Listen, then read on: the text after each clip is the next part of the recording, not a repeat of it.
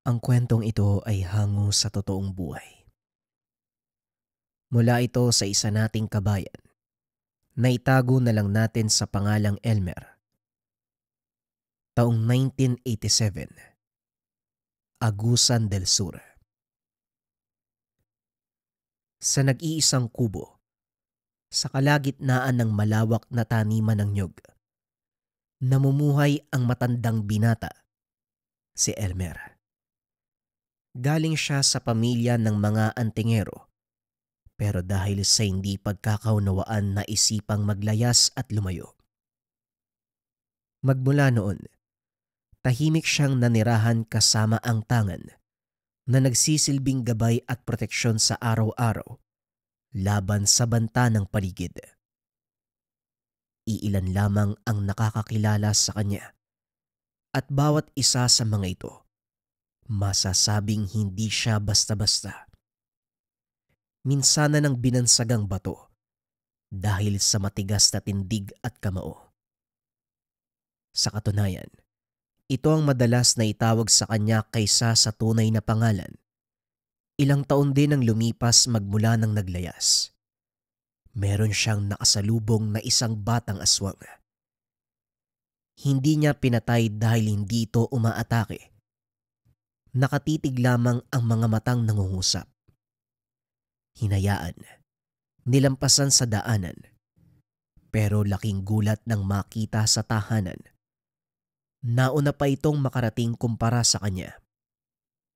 Itinaboy, pero ayaw umalis. Hanggang sa napilitan siyang kupkupin at alagaan na parang anak. Wala namang naging problema dahil magkasundo sa maraming bagay. Mabait. Walang intensyon na manakit. Naging maingat din siya lalo sa mga medalyon na tangan upang hindi maapektuhan ng bata. Lumaking may galang at takot gumawa ng masama lalo na sa tao. Patuloy niyang ginabayan sa kabutihan ng bata. Kakatapos lang akyatin ni Elmer ang 3 puno ng nyog upang manguha ng bunga para gawing merienda, pero natigilan ng magtakbuhan palapit ang 2 binata. Parehong tinatawag ang kanyang pangalan, sabay turo sa unahan.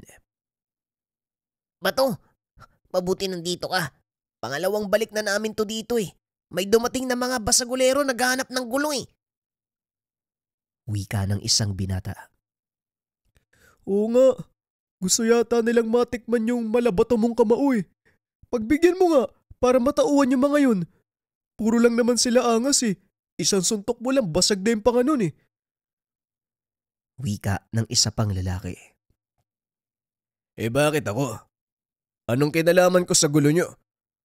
Kung nangahamon kayo, siguraduhin yung hindi kayo magtatawag ng ibang tao para sumalo. Kayo yung nag-umpisa eh. Eh di tapusin nyo. Wika ni Elmer. Ang totoo ay nakita niya ang 2 habang nasa itaas ng puno. Nakasalubong nila ang 5 kalalakihan na walang pinagkaiba. Parehong basagulero. Sila ang naunang humamon. Nang mapuruhan ay naghanap ng kakampi. Sinubukan pang kumatok sa tahanan niya. Pero dahil wala siya sa lugar, nagsitakbuhan na lamang at ngayon ay bumalik para muling humingi ng tulong. Hindi kami nagsimula. Sila nga ang nauna eh.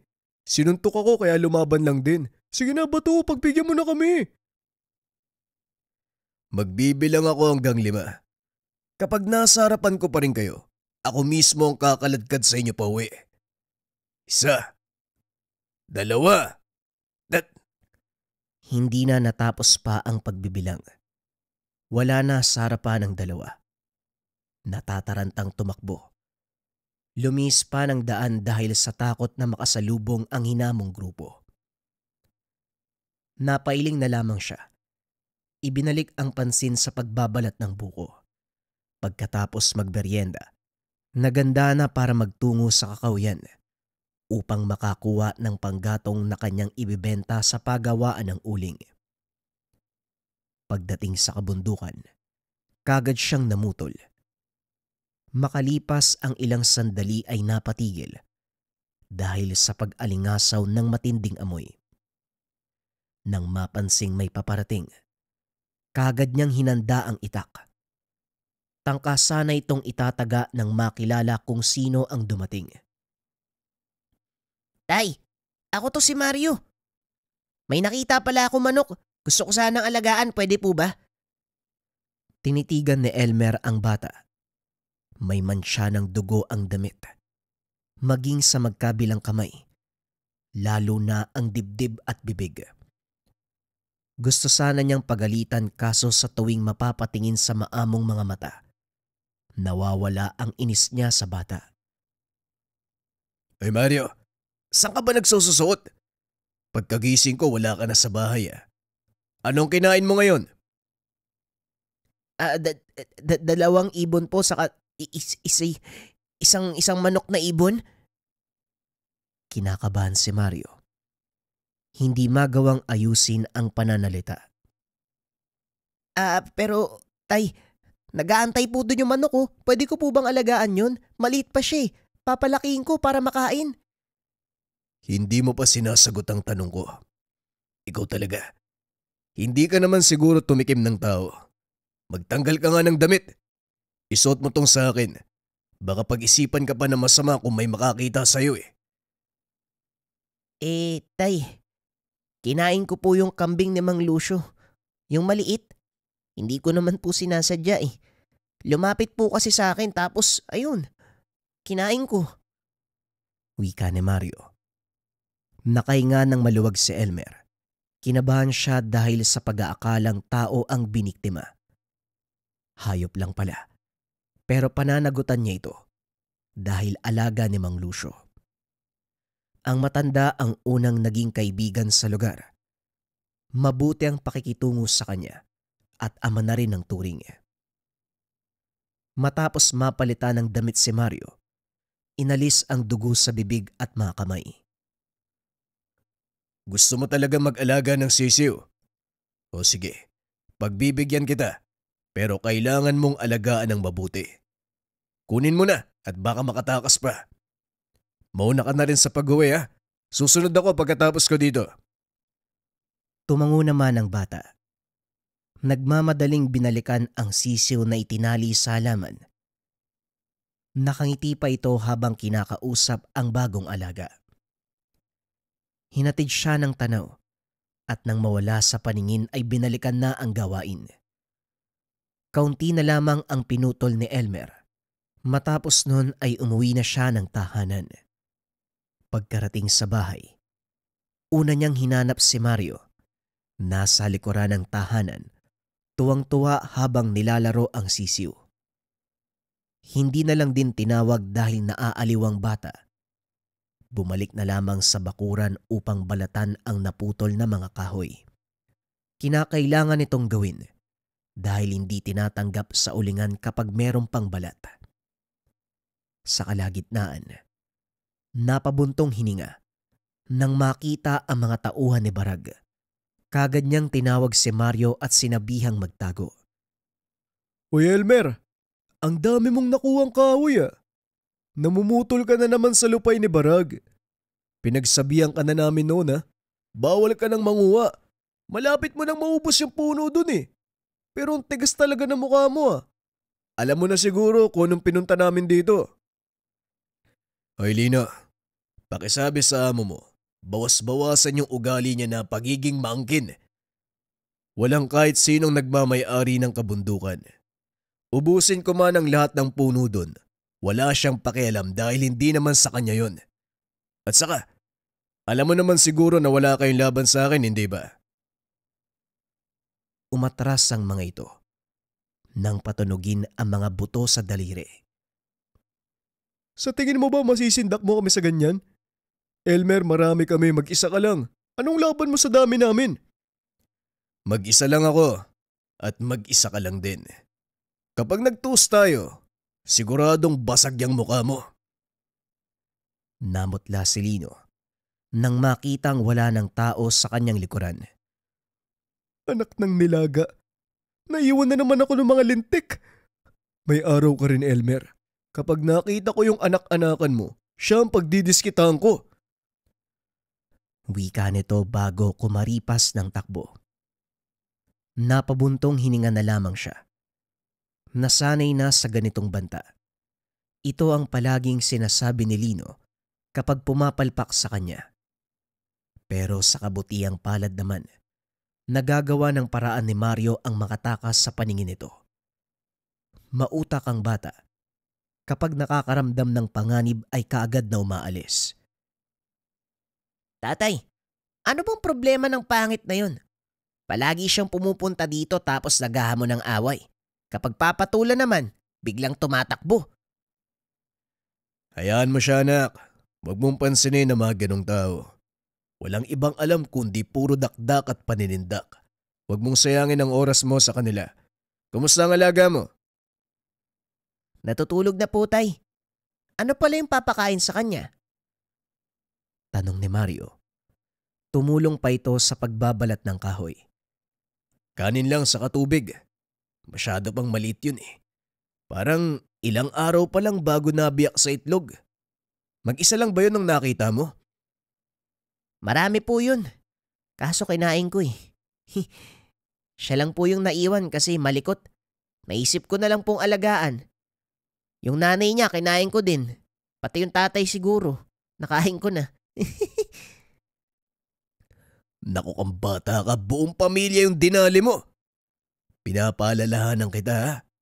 Ang pwede mong biktimahin ng mga hayop, yung mga galalang, yung walang nagmamay-ari. Kapag merong nagmamay-ari, kasalanan ang ginawa mo. At yung isa pang paalala ko, ano nga ba uli yun? Oo tay, yung susunod. Bawal tumikim ng dugo at laman ng tao. Huwag sumalakay ng mga tao. Napangiti na lang si Elmer sa sinabi ng anak. Hindi may tatanggi ang katangian nito. Kaya sinusubukan niyang palakihin sa pamamaraan ng mga tao. Araw-araw pinapaalalahanan upang hindi gumawa ng bagay na pagsisisihan. Nakikinig naman ito. Sumusunod sa bawat bilin. 8 taong gulang pa lamang si Mario, pero makikitaan na ng pambihirang lakas bilang aswang. Hindi pa man nasisilayan ang pagbabagong anyo, pero ang kakayahan ay lumilitaw na. Hindi niya rin pinagkakaitan lalo na sa pagkain. Nilalaanan ng manok, baboy o baka, at kung ano pang karne na mabibili sa palengke at katayan. Kumakain naman ito ng iba pang putahe, subalit kailangan pa rin ang nabanggit. 3 beses sa isang linggo kung painumin ng dugo ng mga hayop. Napaparami sa tuwing nauuhaw. May suki naman sa bayan kaya hindi nauubusan. Isa si Mario sa dahilan kung bakit hindi siya nakikipagkaibigan sa mga tao. Ayaw niyang malaman ng iba ang tunay na katauhan at baka mapagkaisahan. Handa naman siyang ipaglaban, pero inisip din ang magiging epekto sa bata. Kaya 4 na destinasyon lamang ang pinupunta nila. Tahanan, kabundukan, palengke, at pagawaan ng uling kung saan hinahatid ang pinuputol na mga kahoy. Ito rin ang nagsisilbing kabuhayan upang matugunan ang pangailangan lalong-lalo na kay Mario. Pagkatapos mabalatan ang mga kahoy, pinagpapatong-patong para maging maayos ang pagkakabuhol. Tumutulong pa rin ang bata dahil hindi ito mapermi. Gusto ang palaging merong ginagawa. Hinayaan niya na lang para matuto. Saktong natapos na ang lahat. Dumating ang mga tauhan ni Barag. Hindi lang ang mga ito. Sa pinakadulo ng mga kalalakian, dumating si Barag. Meron pang dalang baril. Elmer, magandang hapon. Gusto ko lang ipaalala sa'yo. Huwag mo nang gagalawin ang mga puno sa kabundukan. Nakakailang sabi na ako ang tigas ng bugo mo. Nilinaw ko na sa'yo dati pa. Huwag mong gagalawin ang bagay na sa akin. Wika ni Barag. Mario, pumasok ka muna sa loob. Baka madungisan ang pandinig mo sa mga walang kwentang sasabihin ng mga damuho na yan. Wika ni Elmer. Kaagad namang sumunod ang bata. Pagkatapos ay muling hinarap si Barag. Hindi ko alam kung saang basura mo napulot ang pangalan na yan. Pero makinig ka sa akin, Barag. Kahit magkaharap man tayo sa munisipyo o kahit saan, wala ang pangalan mo sa listahan dahil hindi naman ikaw ang nagmamay-ari ng kabundukan. Kaya huwag kang maghari-harian dito. Baka mapaya ka lang. Dahil sa sinabi ni Mario, kaagad kinasa ni Barag ang hawak na baril. Baka ikaw ang mapaya kapag pinasabog ko to sa ulo mo. Ano, lalaban ka ba? Pilit pinapakalma ni Elmer ang sarili. Nagbuntong hininga para hindi patulan ang hamon ni Barag. Natahimik ka yata. Sa baril ka lang pala titiklop eh. Wag mo kasi kung susubukan kung ayaw mong makatikim ng kalupitan. Ano, malinaw na ba ang usapan natin? Klaro ba? Tinalikuran nito ni Elmer. Ayaw niyang harapin at baka mapatulan ng wala sa oras. Hindi niya alam ang magagawa kung sakaling sagadin ni Barag ang kanyang pasensya. Pinihit nito ang gatilyo. Naramdaman niya na may tumama sa likuran. Muling nagbuntong hininga. Humarap siya at hindi na nagpigil. Talagang sinusubukan mo ko, no? Total ikaw ang nagamon. Pagbibigyan kita. Laking gulat ng lahat.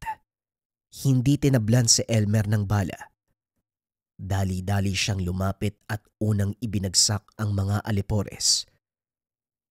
Nanlaki ang mga mata nito. Walang kahirap-hirap na pinapabagsak ni Elmer ang lahat. Si Barag na lamang ang natira. Sunod-sunod na putok ng baril ang pinakawalan. Patuloy na hindi tinatablan si Elmer. Dahil dito mas lalong nagulat si Barag. Nataranta ng maubusan ng bala. Ano ka? Demonyo! Bakit hindi ka tinatabla ng bala? Maligno ka! Wika ni Barag. Hindi ko na kailangan sagutin ang mga katanungan mo. Bibilangan kita hanggang 5. Kapag nandito ka pa, hindi ka na makakauwi ng buhay. Maligno! Maligno! Engkanto! Wika nito habang tumatakbo. Sumunod na rin ang mga alipores sa kanya. Natawa na lang si Elmer sa naging asal ng mga ito. Ayaw sana niyang makasakit, pero bumigay na sa kanilang pangulit. Pagsapit ng gabi, abala si Elmer sa pag-aayos ng mga nakabuhol na kahoy. Inihahanda niya ito para kung sakaling merong kukuha ay dire-diretso na. Isa-isa niyang pinapasan mula sa likod ng bahay patungo sa bakuran. Tahimik lang si Mario na nakaupo. Yakap-yakap ang sisiw. Sinabihan na niyang matulog pero ayaw pa rin. Hinayaan na muna dahil hindi pa inaantok. Makalipas ang ilang sandali. Naudlot ang kanyang gawain sa biglaang pagdating ng 2 binata. Muli siyang napabuntong hininga nang marinig ang sinasabi nila. Magandang gabi, Bato. Mabuti na lang hindi ka patulog, ano? Kailangan mong malaman tong si Barag. Nagpapakalat ng istorya na malignong araw kasi hindi ka tinatabla ng bala. Nandun siya sa mga bahay, nagkakalat na impormasyon. Sinasakyan niya ng iba yung kwento niya eh. Bukas daw, pupunta sila dito para alamin ang katotohanan na hindi ka tinatabla ng bala. Bato, alam naming malabakal yung kamao mo pero totoo ba yun? Imposible naman na hindi ka tatabla ng bala. Hoy kayong dalawa, 10 oras na ng gabi nasa labas pa kayo. Yan lang ba yung pinunta nyo dito? Umalis na nga kayo. Bato, babaliwalain mo lang ba yung sinabi ko? Pupuntahan ka nila bukas. Natatakot kami. Ayaw mo sa maraming tao, di ba? Seryoso pa naman sila. Susubukan ka nila. Salamat sa pagpapaalala. Wala kayong dapat ipag-alala. Kaya ko silang harapin. Ako nang bahala sa mangyayari. Nangulit pa ang dalawa. Pero nagsimula na siyang magbilang, kaya tumakbo na ang mga ito. Nagmadali na si Elmer sa paghakot ng kahoy upang makapagpahinga at makaiwas sa mga taong paparating. Ang sabi bukas pa, pero nandito na ang mga ulupong. Sana pala, pinatahimik ko na ang hayop. Wika ni Elmer, habang sinisilip ang ilang kababaryo na nasa harapan ng bahay. Naroon din si Barag, maging ang mga alipores. Napapangiwi pa sa sakit na dulot ng ginawa niya kanina. Ilang ulit silang tumawag, kumatok sa pintuan, pero wala siyang balak na sumagot. Nakatayo lang siya sa harapan ng bintana, habang si Mario naman nananahimik lang sa sulok. Dahil hindi siya sumasagot, ang mga nakailerang kahoy ang binalingan. Unti-unting namuo ang galit ni Elmer dahil maayos na sana ang pagkakapwesto nito. Tayang sama nila. Gusto mo po bang pakitaan ko yan? Tatakutin ko po para umalis na. Ginugulo tayo eh. Wika ni Mario. Kagad siyang umiling bilang sagot. Hinayaan lamang niya ang mga tao na sirain ang bakuran. Tinanggalan ng tali ang mga kahoy. Sinira pa ang iilang bahagi ng bakod. Wala naman pala yung lalaking yan eh. Sabi mo hindi tinatabla ng bala. Bakit tayo magpakita? Duwag yata yan eh. Siguradong nandyan yan sa loob. Baka naduwag nga. Sige lang Elmer, magtago ka. Diyan ka naman magaling eh. Hindi tinatabla ng bala. Takot naman humarap sa maraming tao. Umuwi na tayo. Nagsasayang lang tayo ng oras. Tiklop naman palang isang yan eh. Masama lang ang tingin ni Elmer sa kanila. Naririndi siya sa malalakas na tawanan. Kung hindi lang niya pinoprotektahan si Mario, malamang pinatulan niya ang mga ito. Sige na Mario anak, matulog na tayo. Huwag mo nang pansinin ang mga nangyari ngayon. Sadyang gusto lang nila mambulabog. Kaya po ba ayaw niyong makipagkaibigan sa kanila? Ako rin po ayaw ko silang kaibigan. Mga masamang tao. Wika ni Mario. Ngumiti na lamang si Elmer. Tinabihan sa pagtulog ang anak-anakan. Kinabukasan, maaga siyang bumangon para ayusin ang mga kahoy. Panay na lamang ang kanyang pag-iling sa nangyari. Pagkatapos pumasok na siya ng tahanan para makapag-agahan. Una niyang hinanda ang pagkain ni Mario. Karne at dugo ng baboy. Sa sandaling maamoy ito ng bata, kaagad siyang lumalapit sa mesa. Nakangiti pa habang pinapanood siyang hinihiwa ang karne. Nakatulog ka ba ng maayos? Nga pala, ubusin mo to ngayon ha. Dahil mamaya pupunta tayo ng palengke. Sana naman malaki yung kitain natin para makabili tayo ng kakailanganin. Sige na, kumain ka na. Ihintayin ko lang kumulo yung tubig. Magkakape ako. Iniwan niya sa lamesa ang bata. Nagtungo sa lutuan upang maasikaso ang pag-iinit ng tubig. Bago pa man ito kumulo, napalingon siya nang marinig ang boses ni Mang Lucio. Kagad pang nagtago si Mario dahil naisip ang ginawa sa alaga nitong kambing. Magandang umaga po, Mang Lucio. Napasadya kayo ng ganito kaaga. Ano pong sa atin? Magandang umaga rin, Elmer. Marami kasi yung naibigay na mais sa akin eh. Kaya dinala ko dito para hindi masayang. Pwede mong ilaga, pwede mong ihawin. Matamis pa naman yan. Si Mario pala nasaan? Nasa loob po kumakain. May ginawa po siya sa kambing niyo kahapon. Pasensya na ho kayo, Mang Lucio ah. Kapag naibenta ko yung mga kahoy, babayaran po kita. Magkano ho pala? Nako, alam ko na ang ginawa ni Mario sa kambing ko. Ang totoo niyan, kakapanganak lang nun eh. Inaantay ko na lang na mawalan ng hininga para mailibing.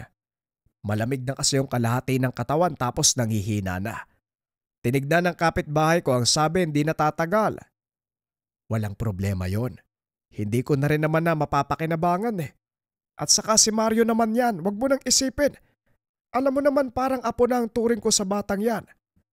Mario, halika nga, magbano ka. Mabuti naman po kung ganun. Maraming salamat po, Mang Lucio ah. Tuloy po pala kayo. Pumasok si Mang Lucio. Naupo sa pagkainan. Lumabas sa pagkakatago si Mario at nagmano.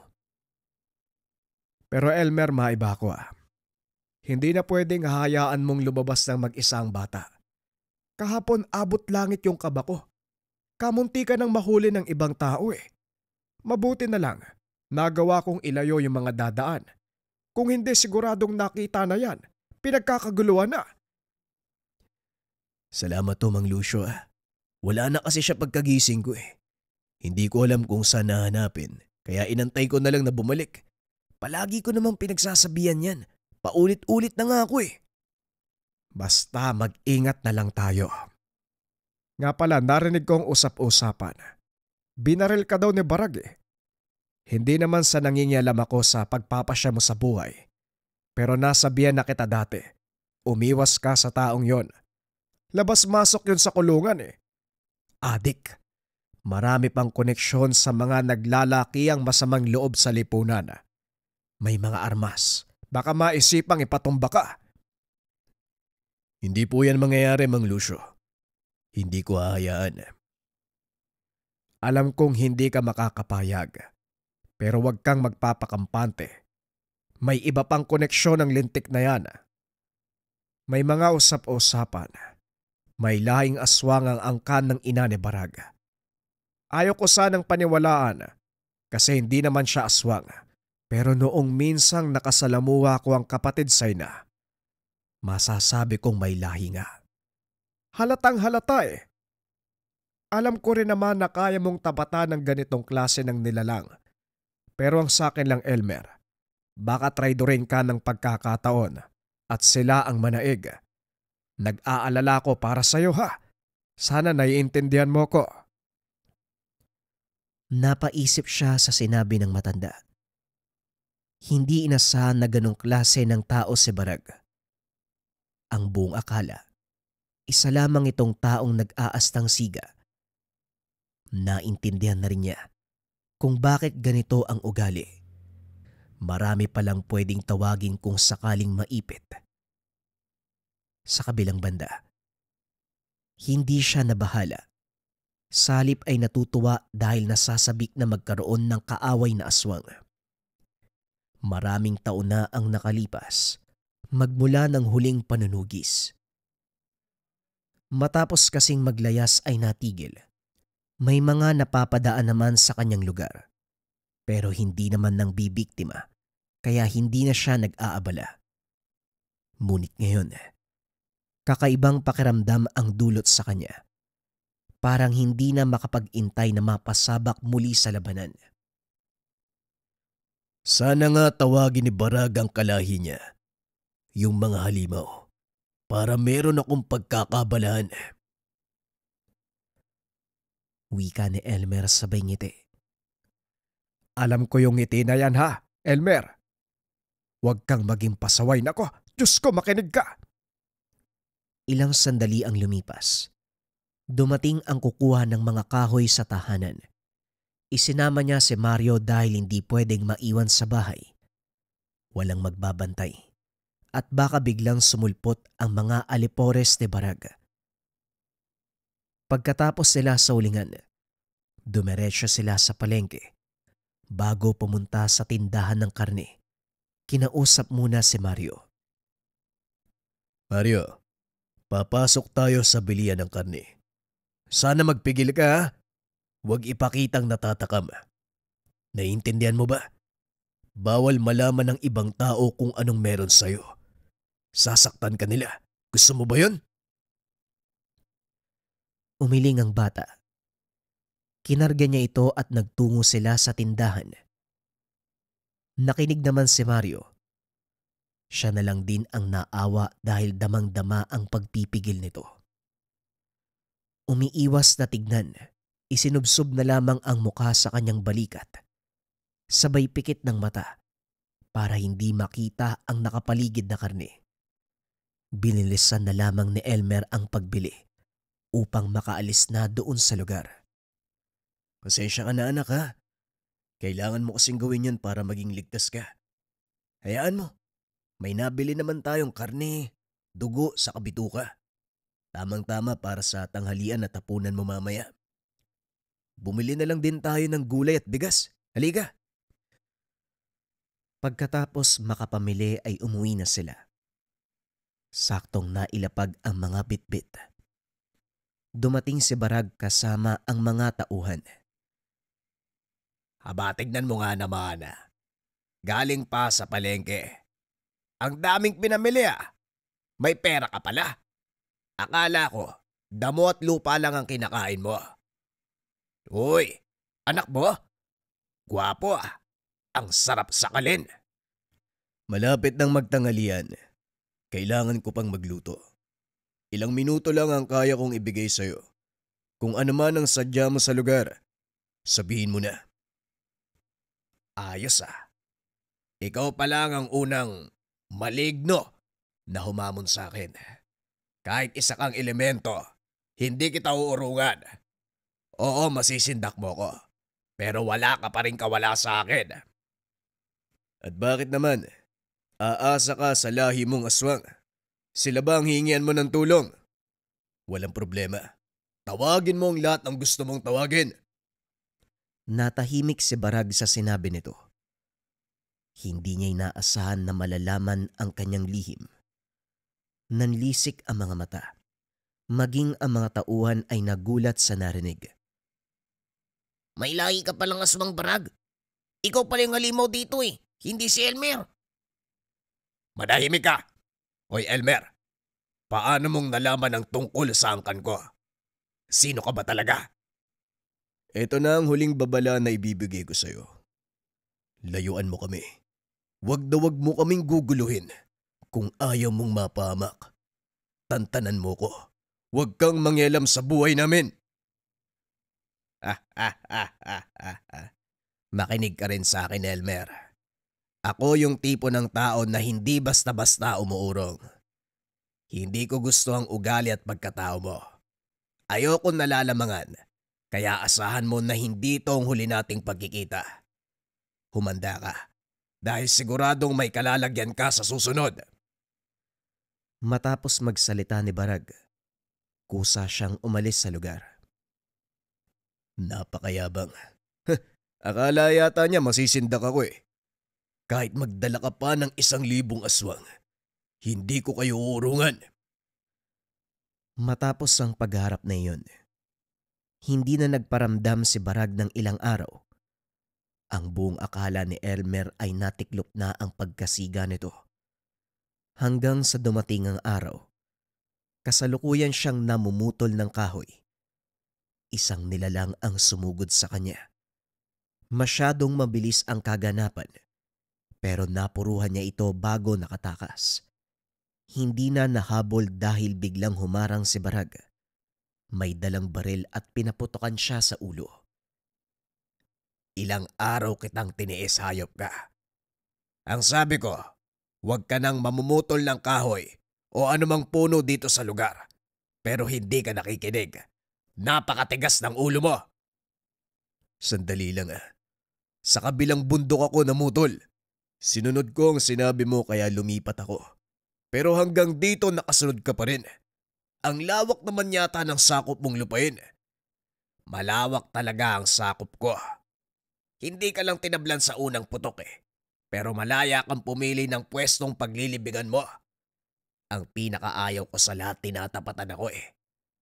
Maayos na sana, kaso nasira nang magsalita ka.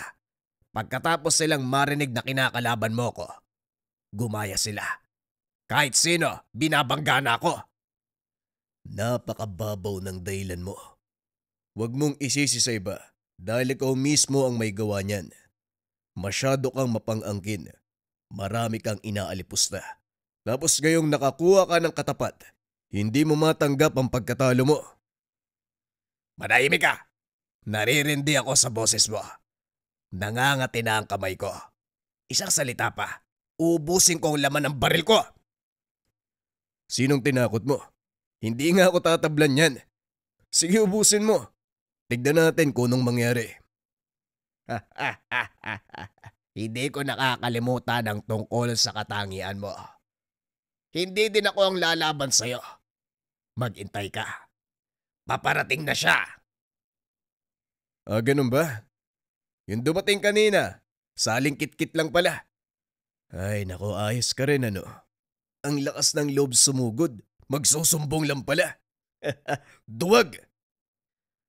Sa mga sinabi ni Elmer, mas lalong nanggalaiti sa galit si Barag. Gusto na sanang kalabitin ng gatilyo. Kaso nga lang, alam niya rin sa kanyang sarili na wala naman itong magagawa. Umalis na siya sa lugar. Hinayaan na lamang si Elmer. Hindi maintindihan ng ugali. Susugod pero aatras din. Bumalik na lang sa pamumutol ng kahoy si Elmer.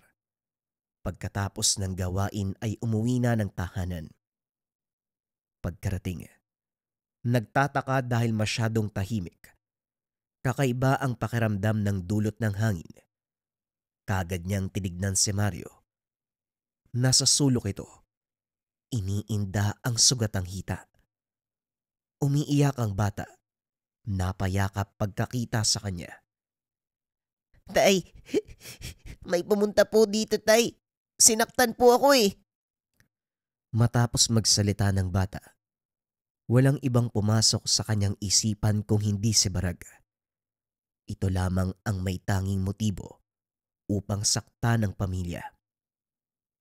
Niyakap niya si Mario. Pinatahan. Hindi na sinuri pa ang sugat dahil unti-unti na itong kusang humihilom. Habang pinapanood niya si Mario, gusto nang sugurin ang taong may kagagawan. Tay, ang sabi po nun babalik daw siya eh. Tapos ikaw yung papatayin. Gusto kong gumanti sa taong yun. Pwede po ba? Kakagating ko lang siya. Hiwain ko yung lamang loob. Wika ni Mario. Napangiti si Elmer sa mga sinabi nito. Mario, wag mo nang isipin ang taong yun. Gusto mong gumanti? Ako na ang bahala. Tuturuan ko ng leksyon ang animal na yun. Ipaparamdam ko sa kanya ang sakit na ginawa niya sa'yo. Matulog ka na. Hayaan mong ako ang gumawa ng paraan. Tumango na lang ang bata at nahiga sa papag. Nagtungo na siya sa kusina upang makapaghapunan. Makalipas ang ilang sandali, napansin niya na may umaaligid sa labas. Madalas na ang ganito sa paligid.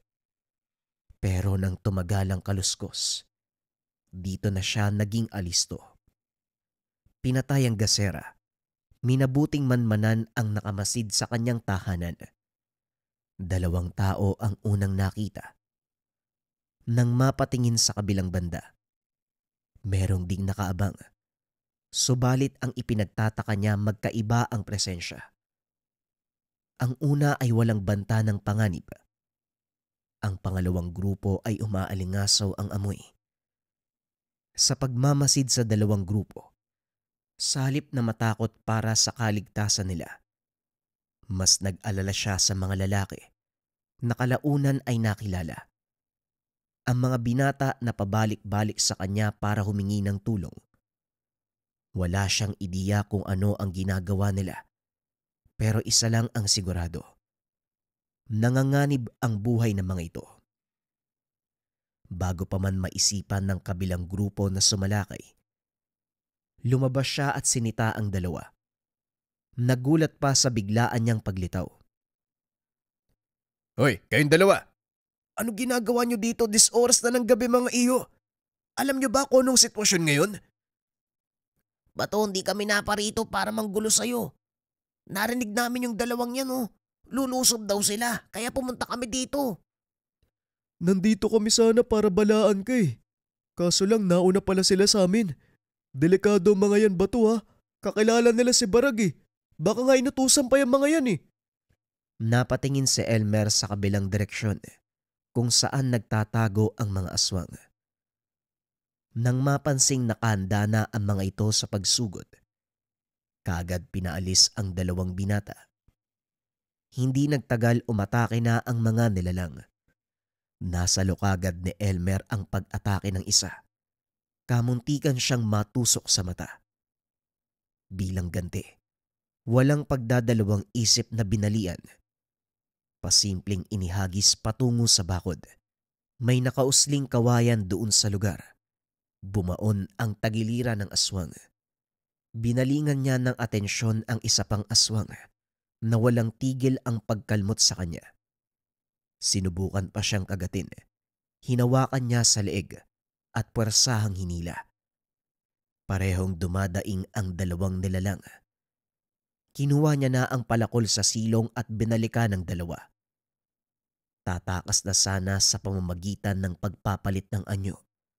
Kaso nga lang, kagad niyang hinambalos. Bumulagta ang dalawang nilalang. Ay nako, si Barag bang nag-utos sa inyo? Hindi talaga nadadala yung pangit na yan, oh. Hoy, kung may kasama man kayo, yung mga nagtatago dyan, pakisabihan nga yung amo nyo, magpadala ng malakas. Hindi itong mga pipitsugi. Ang hihina nyo. Hindi kayo napalaki ng maayos. Wika ni Elmer. Muli niyang hinambalos ang isa. Halos maputol na ang paa nito. Ilang sandali pa. Nagbalik sila sa anyong tao. Nakayuko lang sila at hindi makatingin ng diretsyo. Susugod-sugod kayo tapos mahihiya kayo ng ganyan. Dapat nga makapal yung mukha ninyo eh. O siya, siguro naman sapat na ang binigay kong pinsala sa katawan nyo para magtanda.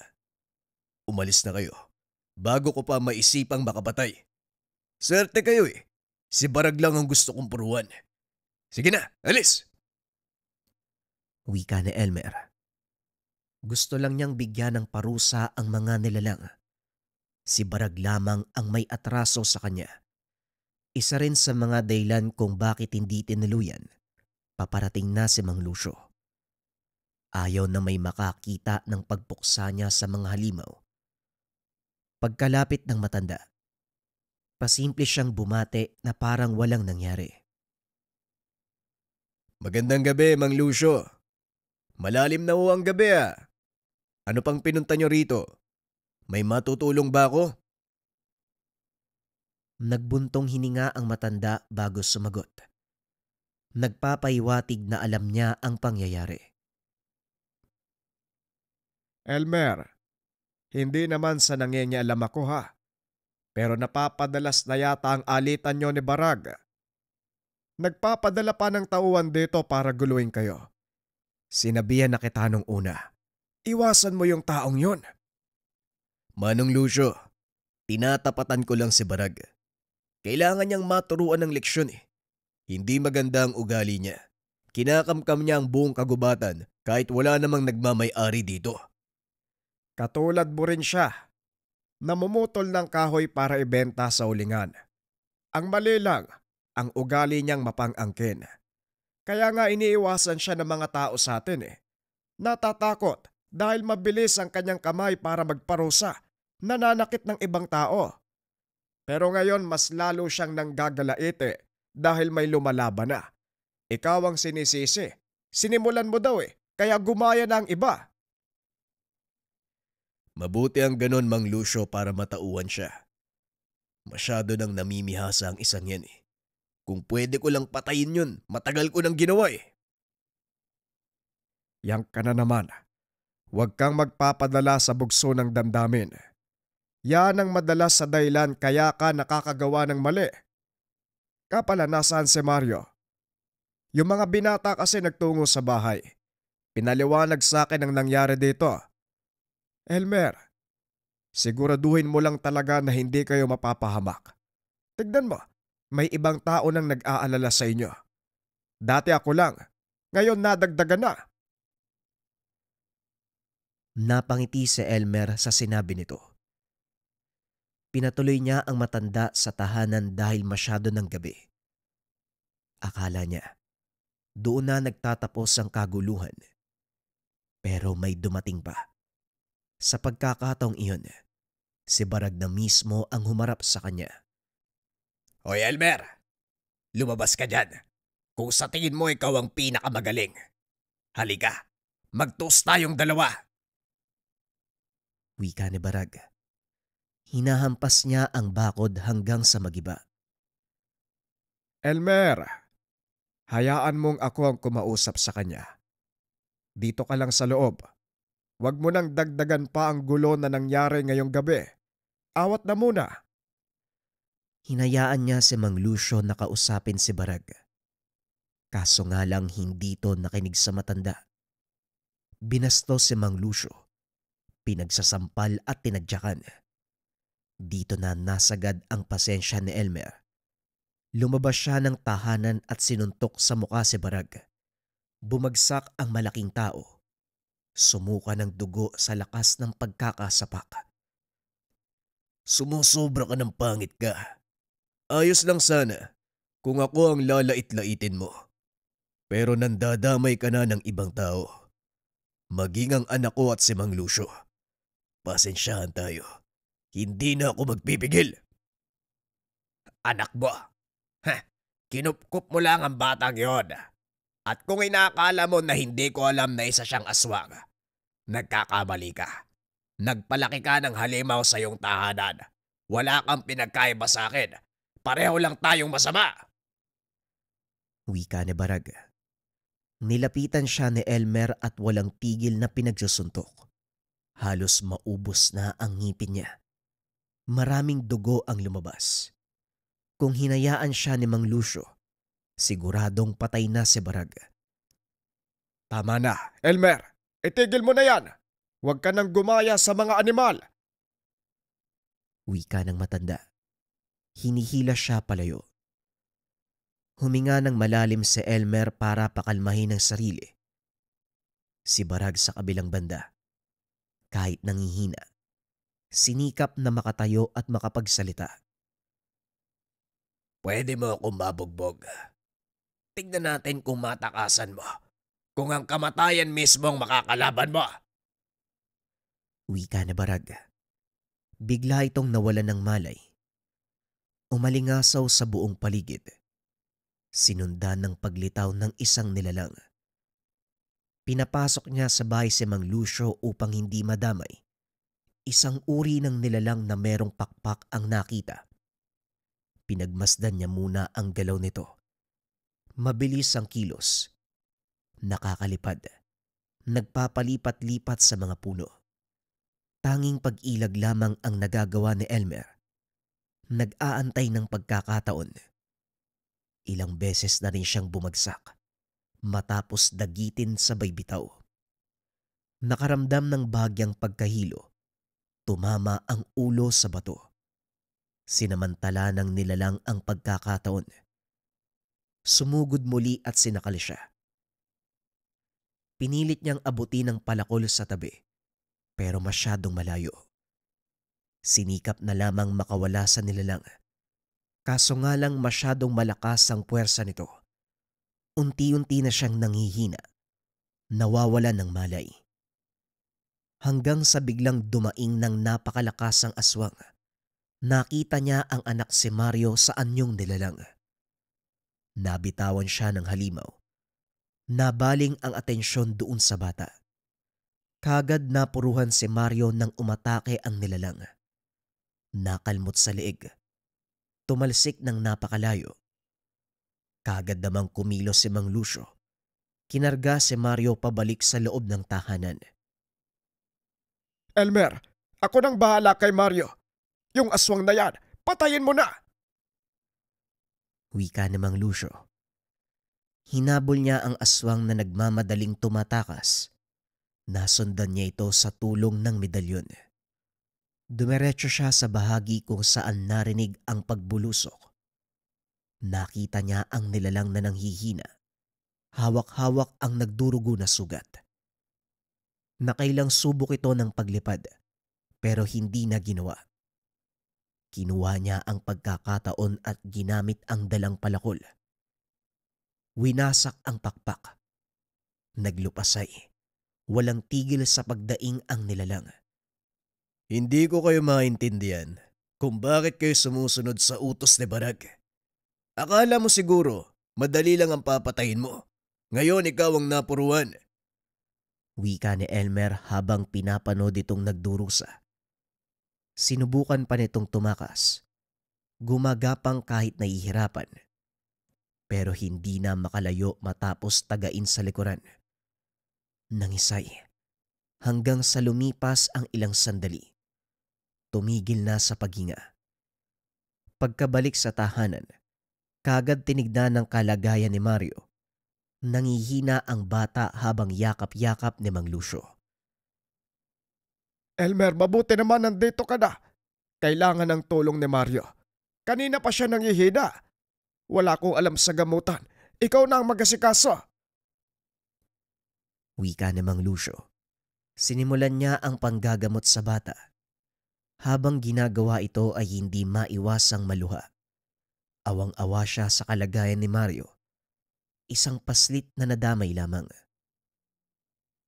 Makalipas ang ilang oras matapos magamot, unti-unting bumalik ang sigla ng bata. Kumusta ang nakalaban mo? Napatay mo na ba? Hayop na aswang na yan. Maging ang walang malay na bata dinadamay. Kahit sabihin nating may lahi si Mario, wala pa rin siyang muwang eh. Wala ho kayong dapat ipag-alala doon sa aswang. Nadispatch ako na. Hindi na yun makakabalik. Nga po pala, nasaan si Barag? Ayon, pinatapon ko sa kabundukan. Isa pa yun eh. Bumalik dito yung 2 binata, yung palaging pumupunta sa'yo. Inutusan ko. Dalin yung walang malay na si Barag. Itapon nila sa bundok. Natawa si Elmer sa ginawa ng matanda. Akala ko ipapagamot nyo eh. Nasanay ako sa inyo na kabutihan pa rin ang gagawin sa kabila ng kasamaan na ginagawa ng mga tao. Hindi sa lahat ng pagkakataon. Aba dapat lang yun sa kanya. Kulang pa nga eh. Lumalabis na kasi. Ginugulo ka, dinamay pa si Mario. Tinuring ko na kayong pamilya, kaya hindi na ako makakapayag sa ganon. Nagtawag pa talaga ng aswang. Halimaw talaga. Bukas kapag nakita kong Barag na yon, siguradong lagot sa akin. Wika ni Mang Lucio. Mababakas ang galit sa boses nito.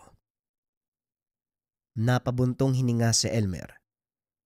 Hindi inasahan na aabot sa ganito ang lahat. Sa pag-aakala niya, simpleng alitan lamang na namamagitan sa kanila ni Barag, pero lumala sa paglipas sa mga araw. Ipinagpasalamat na lang din niya na hindi gaanong napuruan si Mario. Dahil kung oo, siguradong mapapatay niya si Barag. Kinabukasan, umaga pa lang nasa bakura na ang 2 binata. Sandaling binuksan ni Elmer ang pintuan.